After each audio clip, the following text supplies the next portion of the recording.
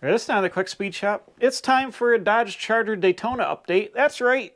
What you're looking at here is going to become a Dodge Charger Daytona. Right now it's a 69 Plymouth GTX. You heard me right. This thing is a 69 Plymouth GTX, which is a Roadrunner. And you might be saying, well, wait a minute. How has that become a Daytona? Daytonas are based on Chargers. Right again. But this is a B-body car underneath. And once I throw all the sheet metal away, which is pretty much junk on this thing, we're going to reskin it all with AMD sheet metal, turn it into a Charger, and then I'm going to Janak Reproductions and getting one of their Daytona kits, the complete kit, we'll talk about that in a second, and convert this thing into a very accurate Dodge Daytona clone. So if you're interested in the update on this car, right now it's Super Bowl Sunday, so I figure I'd just come out here and run this by you because there's probably not going to be a lot of viewing on Super Bowl Sunday, but hopefully you're watching it later on. And let's go to the back of the car and I'll tell you more what's going on with the Daytona clone. It's here like all the other Mopars in the world, gathering parts and draining wallets. I talked about this in my last video, but not a lot of people watched it. I've been buying sheet metal for AMD. I've got all the floor panels now, the rear frame rails, the rear tail pan, the panel below there, the trunk drop downs, the inner and outer wheel houses. Pretty much all I need from AMD now is a deck lid, quarter panels, and doors. That's the expensive part. The doors are $900 a piece, the quarters are $550 a piece, the deck lid's $800, and then there's miscellaneous trinkets I need other than that. But been slowly collecting parts, and I've just made contact with Janak Reproductions for the fiberglass wing components, because this car, when it gets turned into a Daytona, needs the wing, the nose, all the associated pieces, the wing washers, the brackets go in the trunk, all the headlight buckets in the front and stuff like that. And what I did was I sent an email off to Janak Reproductions, and Grant Janak is the owner. His dad, Ted, started it back in 1978. So Grant's carried on, and he hand makes all these high quality composite components to convert a Charger into a Daytona and a Superbird out of a Roadrunner. So I need the Daytona clone, obviously, because I'm doing a Daytona. And if you haven't watched any of this series, this is a 69 Plymouth GTX. And you're like, wait a minute, how can I make a Plymouth GTX, which is essentially a Roadrunner, into a Daytona? Well, that's because I'm going to go ahead and cut everything off the car that's not Charger and replace it all Charger. This is a B-body car. The Coronets, the Satellites, the Roadrunners, Chargers, Super Bs, all that stuff, they're all B-body. They all got a little different quarters and door skins and stuff, but essentially the floor pan and the rails and all the structure underneath is all B-body. And so I can take this car and cut all the Roadrunner parts off it, or the GTX parts off it, and reskin it with AMD metal for a Charger and turn it into a Charger and then turn it into a Daytona. And you might be saying, why would you do that? It's going to be worthless. Well, hold on a minute, not quite. The buy-in on this car was very inexpensive, one, because it's rough, but I bought a 69 GTX, so you see here, with paperwork for $5,500. If I bought a 69 Charger with paperwork in the same condition as this, like needing everything, they're about $20,000, okay? So I've saved myself $15,000 roughly on buying a different B-body, and when I get it done, it's going to be 100%, well, not 100%, but probably 90% accurate to Daytona. I've got a 440 put in this. I got a 75 440 that I'm going to get built back to 69 standards when I rebuild it and put a cam in it. So it's going to be about 350, 375 horsepower, just like the stock car, 727 automatic, 8 3/4 rear end. Nothing's numbers matching, but it'll be the correct components, right, all together. I'll put a Charger interior in it. It'll be all Charger. So they're really, unless you're a very astute Daytona person, it's going to be very hard to tell this car apart from an actual Daytona. So going back to Janak, I contacted them and I've got one of their kits. I'm about ready to pull the trigger. It's not cheap. It's $13,500. That gets you the nose, the wing, all the associated components of that. It gets you the fiberglass rear window plug, which panel bonds into the back of the car. It gets you a polycarbonate rear window, which is $850. But they do make reproduction glass windows with date codes for Daytonas.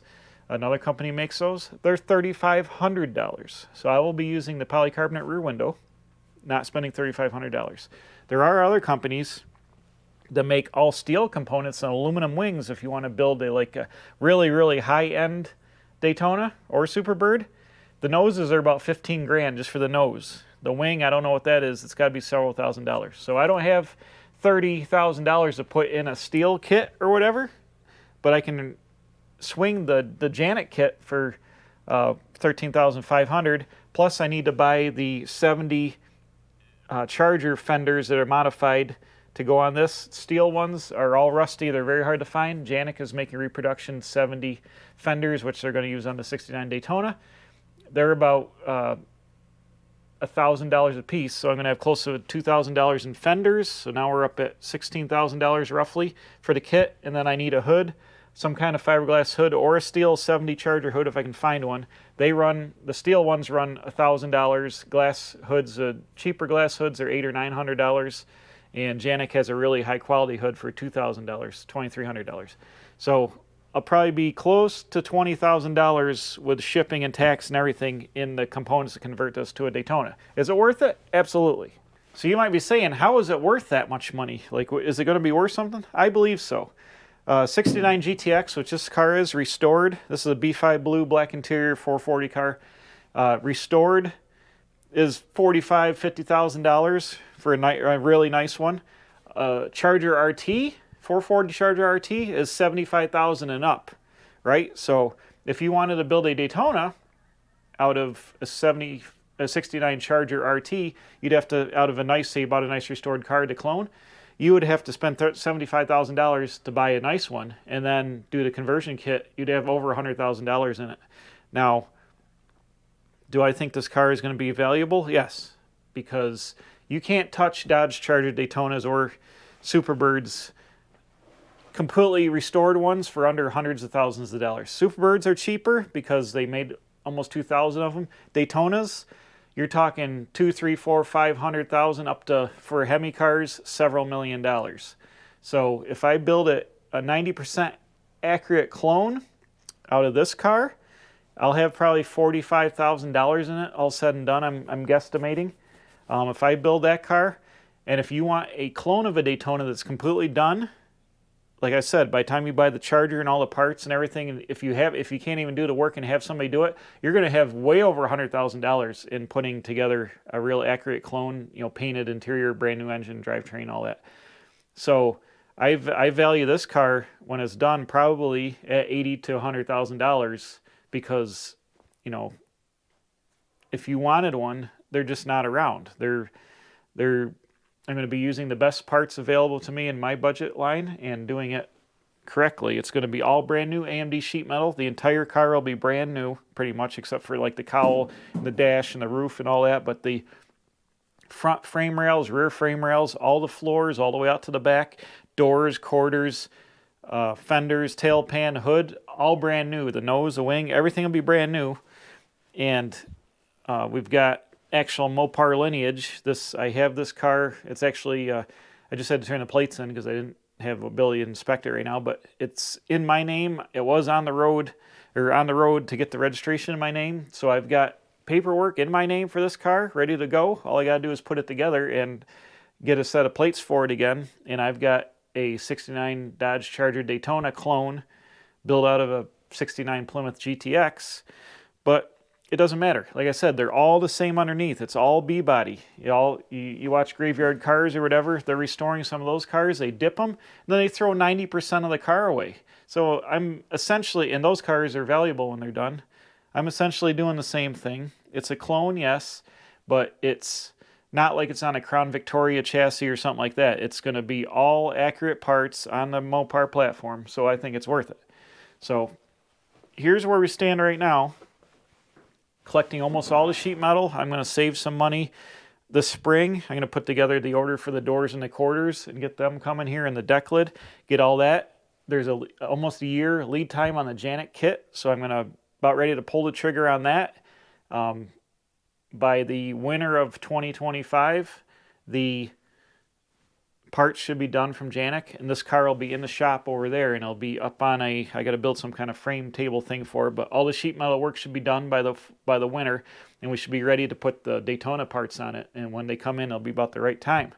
And in the meantime, I might get the engine rebuilt for it in the meantime, so that's ready to go. But anyways, that's where we stand with the Daytona, and I can't wait to get working on it. I'm, stuck over there working on the C10 right now. It's dragging along, but I'm really excited to work on this car. As soon as we get that thing put together and painted, we'll be bringing this guy in. So stay tuned. If you came for Daytona action, it's coming up. There's several guys on YouTube that have started these projects, because I've been searching the videos, and they all seem like they've petered out. They've got the parts, and they've petered out here and there. The videos are a couple years old. So I'm hoping to, when I start building this thing, run it through and get it done, I don't know the time frame, but continually work on it until it's done, with some other projects mixed in along the way. So hopefully by like 2026, probably fall of 26, hopefully this car will be done, at least running and driving in primer, edged out, and then maybe not primer and interior, but at least it'll be drivable. That's my goal by 2026. So this is going to be the biggest project we've ever done on the channel.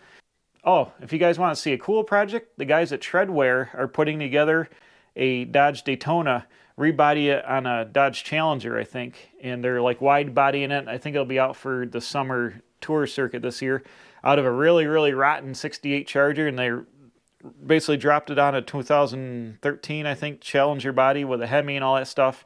It looks super cool. It's all wide-bodied and stuff like that. I'm going for a more original look just because I'm not really a race car guy. But I thought about, like, should I build a race car? Probably not. So that's cool. You can check them out. But we're getting there. This thing is, you haven't seen much on it in the last 6 months, but I've been packing parts away. This is the most expensive car I'm ever going to build my entire life, most likely. And it's the most expensive car. The parts are available, but they are not cheap. And I've just been putting, like I said, I paid $5,500 for this car. I've probably got 10 in it right now, just with the car and the parts that I've been buying for it. Not put together, like $10,000. And when we get the Janak kit, then we'll have $30,000 in it. So that leaves me $15,000 to get it done, if I want to shoot like a $45,000 budget, which I think is doable. But I'm excited. Hope you're excited. You don't see these cars out anywhere.